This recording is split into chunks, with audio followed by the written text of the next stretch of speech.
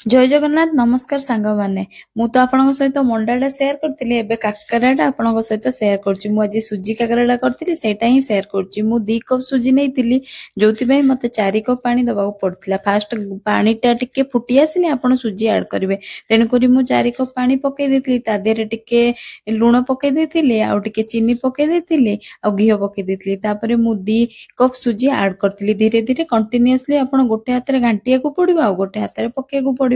जदि 2 जण अछंती तो बढ़िया रही जीवो नल नै मो बळे एकुडिया हेले बहुत हैरान हेबे गोटे हाथ रे पके कि मते गोटे हाथ रे घांटिया को पड़तले एटा होची फास्ट एरो जो जंतुनटा बनिबो सेटा होची इंपोर्टेंट भल्ला रे आपण कंटीन्यूअसली आको घांटुथिबे टिके भी रहिबेनी नल नै से गांठ हे जीवो गेट्टा टाइप रो भीतर हे जीवो तापर एम्ति करी कि ता 10 मिनिट आपण रेस्ट पई ताको छाडी देबे माने 7-8 मिनिट ताको कर देबे तापर 10 मिनिट पई ताको टिके रेस्ट करिया पई ताको छाडी देबे तापर कोन होइतिला ए समय भीतर मु कोन करथिली एटी जो 10 पुरर मंडाटा सेटा मंडा करिया पई जो पुरोडा करथिली सेम ए प्रोसेस रे मु ए पुरोडा भी करथिली टिके नडिया पकई देथिली गुड़ पका ऐड कर देथिली तापर नडिया ऐड कर देथिली ता सहित मु गुजराती गुंड गोलमरच गुंड आ पान महुरी काजू किशमिश बादाम ए सब ऐड कर देथिली आ अदा टिके पकई देथिली तापर लास्ट को टिके वासना पई कर्पूर ऐड कर देथिली एठी तो बेस हे जाइतिला नडिया पुरा तापर एपटे मोर जो सुजीटा मु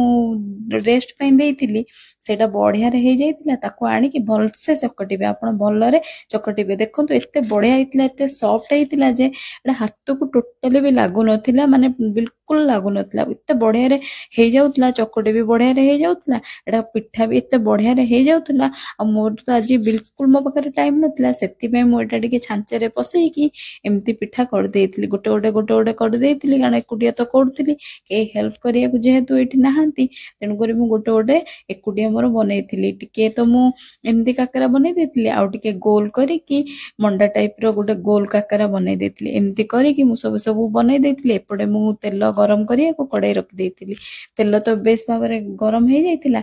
गरम हैला परे ही एडा पकेबे आ देखंतु एठी पिठाटा एते बढ़िया रे फुली थिला टिके माने पकेला परे टिके भी लागी नथिला फाटी नथिला और एते बढ़िया रे फुली जाइतिला और टेस्ट भी बढ़िया थिला सॉफ्ट भीतरटा पूरा सॉफ्ट थिला ऊपरटा पूरा कड़क थिला किंतु टेस्ट भी तार बढ़िया थिला एम्ति करी कि मु सब छाणी देइथिली आपण मानकु जहा को सुजी काकरा भल लागे ए प्रोसेस रे आपण करिवे कारण आरो मेन प्रोसेस थिला कि एटार जो मेन इंपोर्टेंट हैला एटा जो